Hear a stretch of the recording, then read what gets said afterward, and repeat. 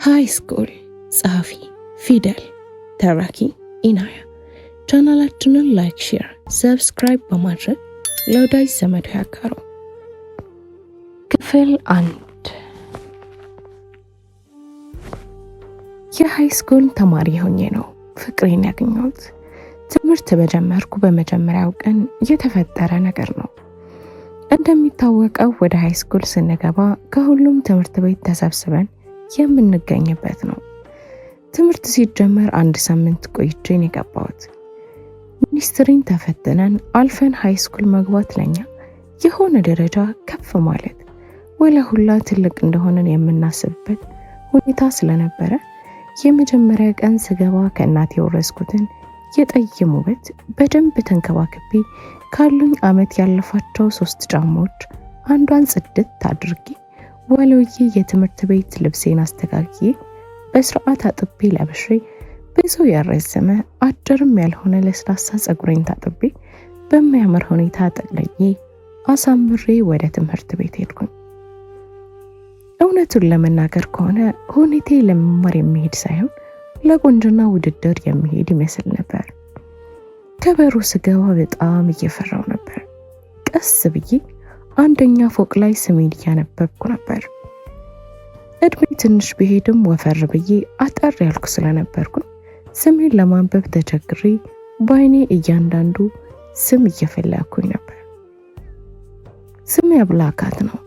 በእንግሊዘኛ በኤ ስለሚጀምር ነው መጀመሪያ ያስቸገረኝ።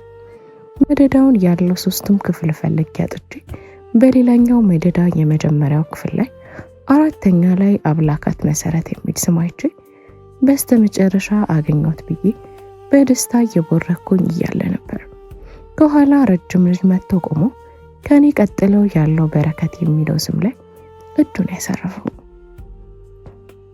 መጀመሪያ ላይ ደንግጬ ቀና ስል የኔን ጭንቅላት ሙሉ ማየት የሚያስችል ቁመት አለው። ኮስተር ብዬ ቀና ብዬ ሳየው እሱ ደግሞ አቀርቅሮ አየኝ። እሱ ፈዞ ሲቀር ግን እኔ ወንድ ጥላቻ ያለቀቀኝምና ኮስተር ብዬ ከእጇ ልቤ ወደ ክፍል ገባሁና ገና ተማሪ ወደ ክፍል ስላልገባ ከግድግዳ በኩል 4ኛ ወንበር ላይ ጥግ ይዤ ተቀመጥኩኝ። ቦርሴን አስቀምጬ ቀና ስል ልጁ አሁንም ቆሞ እያፈጠጠ ነው። እኔ ግን ሁሉም ወንድ እንደ አባቶቼ ስለሚመስሉኝ ስላየኝ ራሱ እየቀፈፈኝ ነበር። ከዛም እጄን አጣምሬ አንገቴን ደፍቼ ቁጭ አልኩኝ። ከትንሽ ቆይታ በኋላ ይቅርታ የሚል ድምፅ ሰምቼ ቀና አልኩኝ። እሱ ነበር። ቃል ስላወጣ ኮስተር ብዬ አየሁት። እዚህ ጋር መቀመጥ እችላለሁ አለ ወደ ተቀመጥኩበት ወንበር እየጠቆመ። ድምፄን እንዳይሰማው የፈለግኩ ይመስል አንገቴን እየነቀነኩኝ እንደማይችል ነገርኩት። ሌላ ትልፍ ቃል አላወጣም። ከፊት ለፊቴ ተቀመጠ። የሚገርመው የዛኔም ብዙ ተማሪ አልገባም። የገቡትም አብዛኞቹ ይተዋወቃሉ። እኔ መመዝገቢያ ጥቼ አርፍጄ ስለተመዘገብኩኝ ከማውቃቸው ተነጥያለሁ። እዛው ቁጭ ብዬ ሴቶች እንዳለ እየመጡ እየተሯሯጡ ሰላም ይሉታል፣ ያቅፉታል፣ ናፍቆታቸውን ይገልጹለታል። እሱም ሳይበዛ ቆጠብ ያለ ፈገግታ ይለግሳቸዋል። ከተቀመጥኩበት ሳልነሳ የትምህርቴ ቀኔን ጨርሼ ወደ ቤት ተመለስኩኝ። ተጣጥቤ ቁርስ፣ ምሳና መክሰሴን አንድ ላይ ከበላሁ በኋላ እናቴ እስከምትመጣ እንጀራውን አብኩቼ ቤት አጽድቼ ሽሮዬን አንተክትኬ ቡና አፍልቼ ጠበቅኳት። ምሽቱን ጭስ ላይ ስለማሳልፍ ጠዋት በጠዋት ተነስቼ ገላይን ታጥቤ እንደ ሁሌው ጽድት ተብዬ ነው የሚሄደው። በቀጣዩ ቀን ክፍል ስገባ የኔ ቦታ ላይ ተቀምጠው ጠበቀኝ። አሁንም ምንም አልተናገርኩም። በዝምታ እኔ እሱ ቦታ ላይ ተቀመጥኩ። በአንደኛው ክፍለ ጊዜ አንድ አዲስ አስተማሪ መጣ። ራሱን ካስተዋወቀ በኋላ እኛም ራሳችንን እንድናስተዋወቅ ጋበዘን። ከዛኛው መስመር ጀምሮ ሁሉም ተናገሩ። እሱም ተነስቶ በረከት ተስፋ ይባላል ብለው ተቀመጠ። እንደ ሰውነቱ አይደለም፣ ድምፁ በጣም ወፍራም ነው። አስተማሪው እጁን ወደ እኔ እየጠቆመ እሺ ሲል እንደመዋነን ብዬ እኔ አብላካት መሰረት እባላለሁ አልኩኝ። ቀስ ባለ ድምፅ። አስተማሪው እንደ መገረም ያለፊት አሳየኝና መሰረት የአባትሽ ስም ነው አለኝ። ለሱ መመለስ አልፈለኩም። ለእናንተ ግን ትንሽ ላጫውታችሁ። እኔ የተወለድኩት እዚሁ አዲስ አበባ ውስጥ ነው። አባቴ ስሙ ፈለቀ ይባላል። እናቴ ውብ ሴት ናት። በዛ ምክንያት ወንዶች አግሚ እያሉ ስለሚያስቸግሯት ለመገላገል ብላ በሚመስል መልኩ የማይመጥናትን ሰው አግብታ አረፈችው። አባቴን አይቼ የማውቀው በህይወቴ 2 ጊዜ ብቻ ነው። እናቴ እንደነገረችኝ ከሆነ ካገባት ጀምሮ ሲያንገላታትና ሲያሰቃያት እንደነበር አውቃለሁ። በእጅ ያለ ወርቅ አይደለም የሚባለው።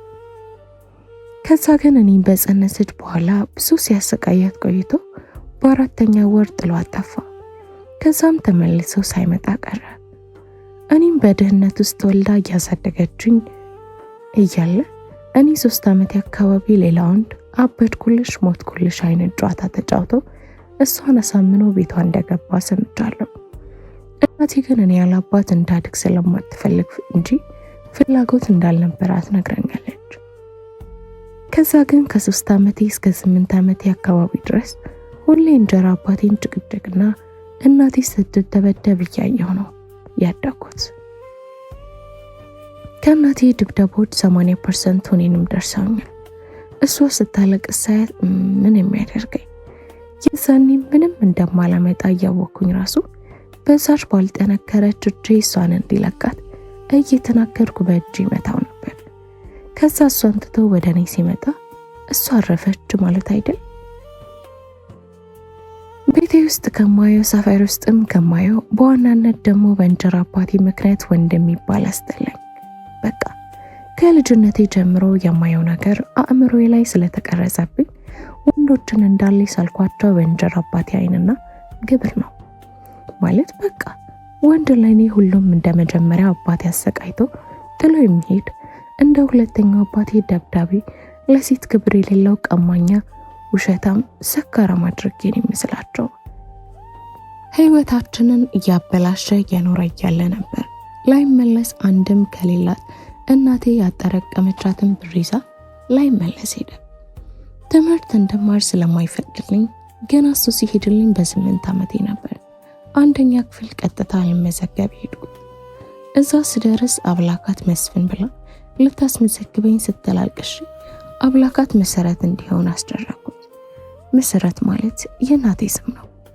በነገራችን ላይ በዚህ አጋጣሚ የምላችሁ ነገር በቻላችሁት መጠን የእንጀራ አባት ልጆቻችሁ አታምጡ።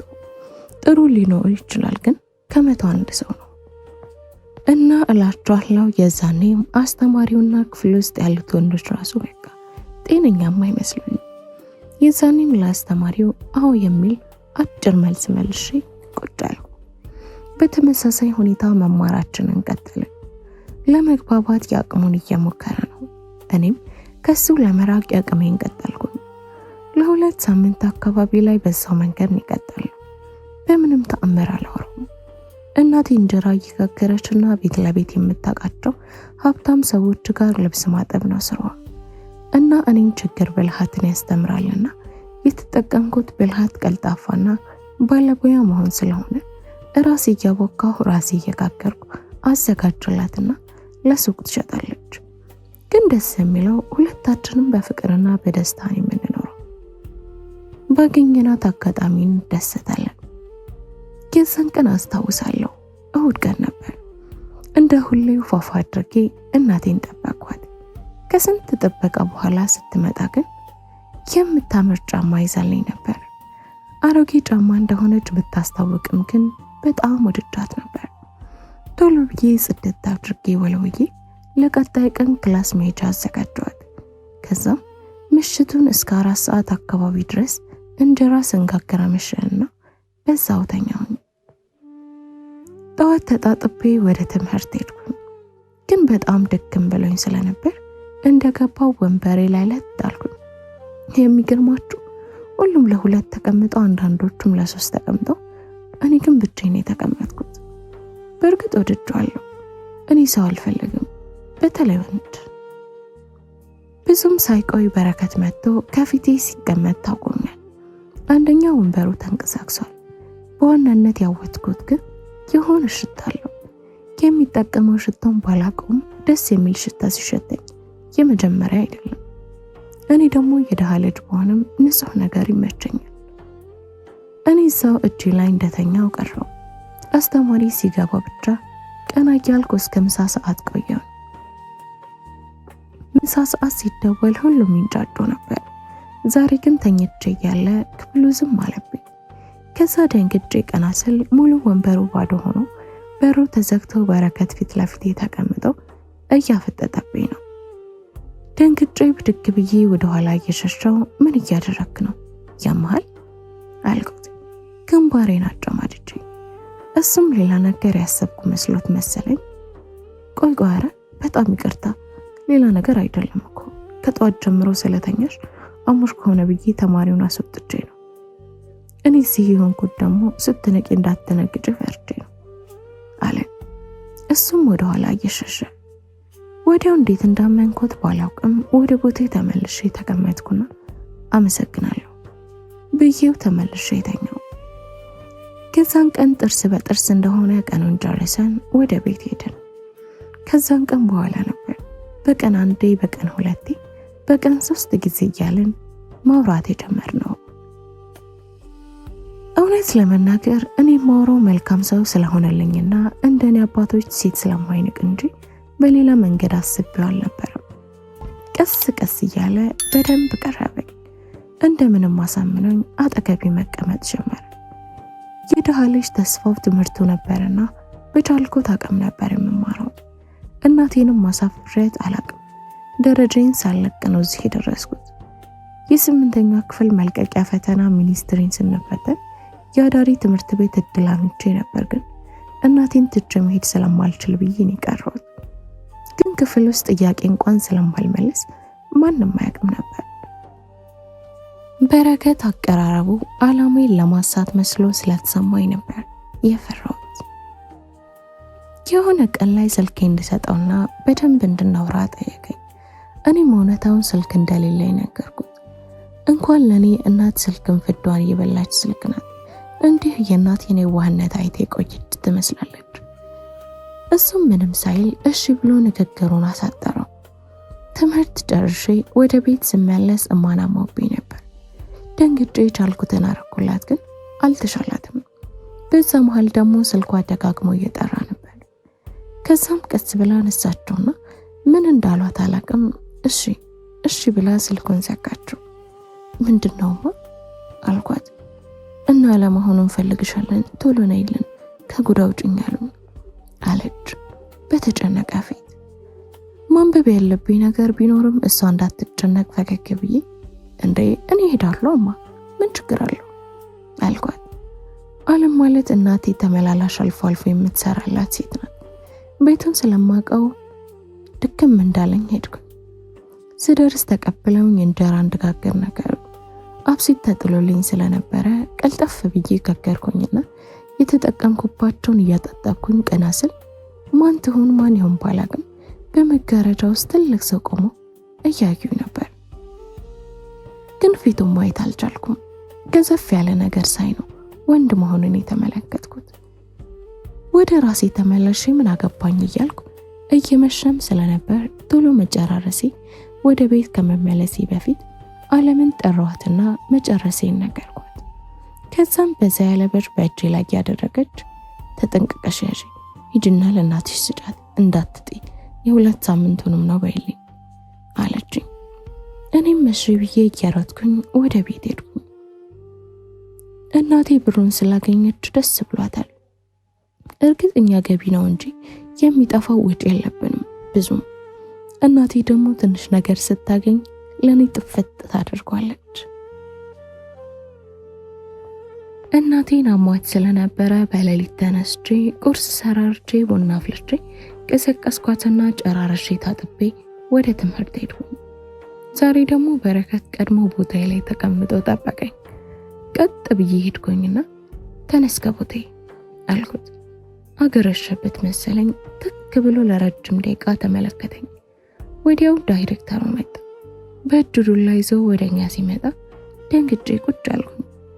እንደፈራሁትም ቀጥ ብሎ ወደኔ መጣና በተጨማደደ ፊቱ እየገላመጠ አንቺ ነበርሽ አይደል ውጭ የነበርሽው? ግቢ ስልሽ እኔን የተሳደብሽው አለኝ። እኔ እንዳላደረኩት ባውቅም አንደበቴ ስርስር አለብኝ። ቃላት ማውጣት ሲከብደኝ እርዳኝ በሚመስል ፊት በረከትን አየው። እሱም ፈጠናልና እሷ እዚህ ቆማ ነበር፣ ከኔ ጋር እያወራች ነበር። ሲጀመር እሱ የክፍሉ ጨዋ ናት፣ አትሳደብም አለው። ዝም በል አንተ ሚሳ ተባባሪ ነህ ብለው በያዘው ዱላ ምንም ሳያስብ ጀርባውን በጣም መታው። ይባስ ግቡን ያልኩት ልክ ዱላው ሲያርፍበት ልቤን ዝርን ያደረገኝ።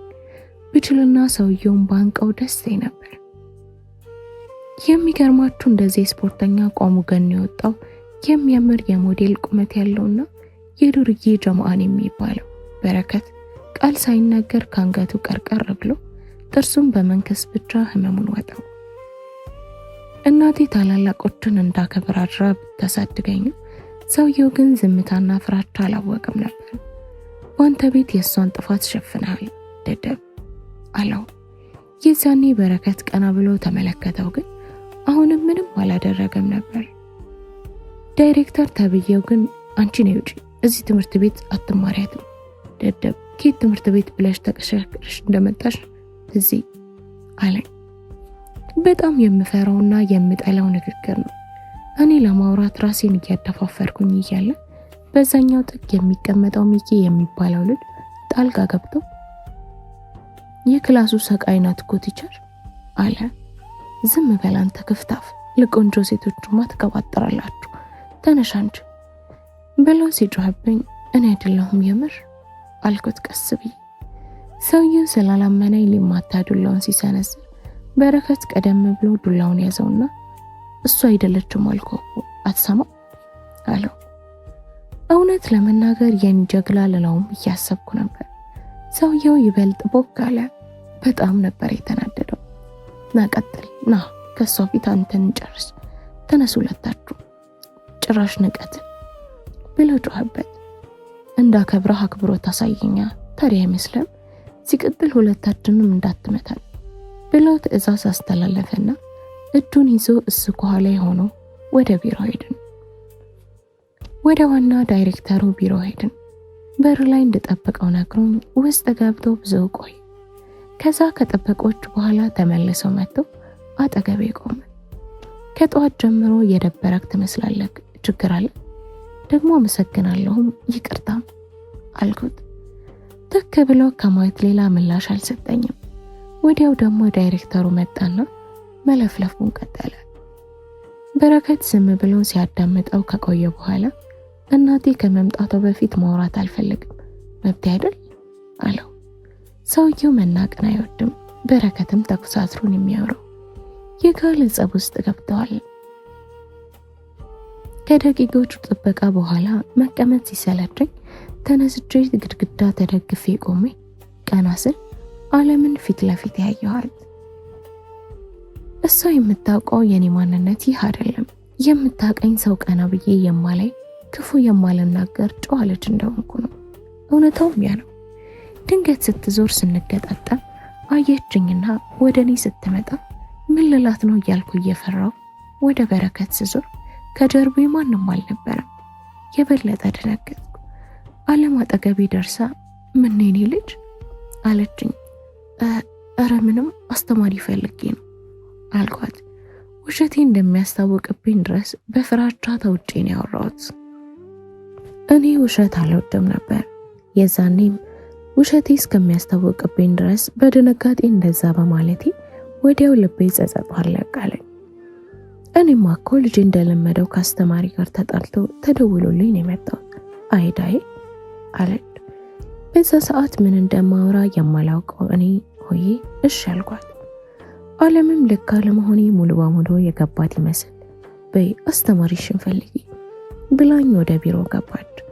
ከዛ በረከት ከዛ ሲመጣ አየሁትና እየሮጥኩ ወደሱ ቀርቤ የት ሄደህ ነው የምሃል አልኩት። ዝም አለኝ። ከዛም ቀጥ ብሎ ወደ ቢሮ ስገባ ወላጅ አለ ብዬ ጮህኩ። ግን እሱ ጁላ ብሎኝ ወደ ውስጥ ገባ። እኔ ውጭ ቆሜ ስንቆራጠጥ ወዲያው በረከት ቀድሞ ወጣና በእጁ ሂጂ አይነት ምልክት ደጋግሞ አሳየኝ። እኔ ፈጥኜ ተደበቅኩ። ይሄዱ አይሄዱ ስለማላውቅ ዝም ብዬ ተቀምጬ እያለ በረከት ወደ እኔ መጣና ትቆያለሽ አለኝ። ቶሎ ተነስቼ ምን እንዳለው ጠየቅኩት። ምንም ሳይል እጁን ኪሱ እንደከተተ ተመልሶ መሄድ ጀመረ። ለዛሬ ተናዶ ይሁን ሊኮራ እየሞከረ ምንም አላውቅም። በአንድ ቀን አዳር ተቀየረብኝ። ሁኔታው በጣም አናዶኝ ስለነበረ ወደ ድሮ ማንነቴ ተመልሼ ፊቴን ቀይር አራኩትና ቀድሜው መንገዴን ስቀጥል ዳይሬክተሩ ከፊቴ ድቅና አለ። ወዲያው በጥፊ የሚያጠናግረኝ ስለመሰለኝ እንደ መሸሽ አልኩ። እሱ ግን እንኳን ልጠብቅ የማልገመተው ያለ ጥፋትሽ ስለወቀስኩሽና ስለሰደብኩሽም ይቅርታ አለኝ። አላመንኩም። ክውን ያልኩት። ከዛ በረከት ከኋላ መጣና ችግር የለውም ብሎ ጎትቶ ይዞኝ ሄደ። ሙሉ ቀኑን ሲከነክነኝ ውሎ አመሸ። ቤት ስገባ እናቴ አሁንም ታማብኛለች። ጠዋት ደህና ስለነበረች እንዳልጠበቅኩ ልብስ ቀይሬ እሷን መንከባከቤ ልቀጥል ስል እኔ ደህና ነኝ ልጄ፣ አለም ግን አቡላኪልኝ ብላኛለች፣ በጣም ይቅርታ ልጄ አለችኝ። እረ ችግር የለውም እማ፣ ስራ እኮ ብዙም የለም ብያት እኔ ሄዳለሁ እንዳትል ፈርቼ ተለወጣሁ። እዛ እንደደረስኩ አለም በር ላይ ያገኘኋት። የኔ ልጅ ዛሬ ስራ ኖሮ ሳይሆን ትልቁ ልጅ ስልክ ሲቀይር ይህን ለሌለው ሰው ስጪ ሲለኝ አንቺ ሀሳቤ ላይ መተሽ ልስጥሽ ብዬ ነው፣ ግን ደግሞ በፍጹም ከትምህርትሽ ጋር እንዳይጋጭ አለችኝ። ትልቅና ጨረፍታም ያልነካው የሚያምር ስልክ ነበር። ለማመን ራሱ ከብዶኝ ከልቤ አቅፌ አመስግኛት ለማጥናት እንደሚረዳኝና አላማዬን እንደማልስት ቃል ገብቼ ነገርኳት። እሺ ይሁን፣ የሚሰራ ስራ የለም የትንሽም ቢሆን አልኳት ከደስቴ ብዛት። እሺ በቃ እቃ ጠቢና ሂጂ አለችኝ። እሺ አውጭልኝና ትሄጃለሽ አልኳት። እነሱ ቤት ገብቼ ስለማላውቅ ፈርቼ ቤትሽ አይደል እንዴ ልጄ፣ ውሃ ስላለች እዛው ሲንኩ ላይ ጠቢ እንጂ ልጄ፣ ስላለም ግቢና እሱን አሳየኝ በይው ከጠፋሽ ብላኝ ሄደች። በደስታ ስሜት ተውጬ የፈራሁም ቢሆን በሩን ከፍቼ ስገባ ቤታቸው ይለያል። ይቻለም ግን ታዳላለች ልበል እንድን ያደረገኝ ከኛ ቤት አንጻር ተውት፣ የኛ ኩሽና ማታውን ብቻ ግን በጣም የሚያምር በነጭ የግድግዳ ቀለምና በጥቁር የግድግዳ ዕቃ ያሸበረቀ ቤት ነው። እንዲህም አለ እንዴ እያልኩኝ ስልኬን ኪሴ ውስጥ ከትቼ እዚህ ቤት ስልክ ላይ የጫማ ድምፅ ተሰማኝና ቀና ስል በደረጃ የሚወጣ ሌላ ቤትም አለው። እሱን ውበት ግን በቅጡ ማድነቅ አልቻልኩም፣ ምክንያቱም ከላይ የወረደው ሰው ነው። ክፍል 2 ይቀጥላል። ላይክ፣ ሼር፣ ሰብስክራይብ በማድረግ ቤተሰብ ይሁኑ።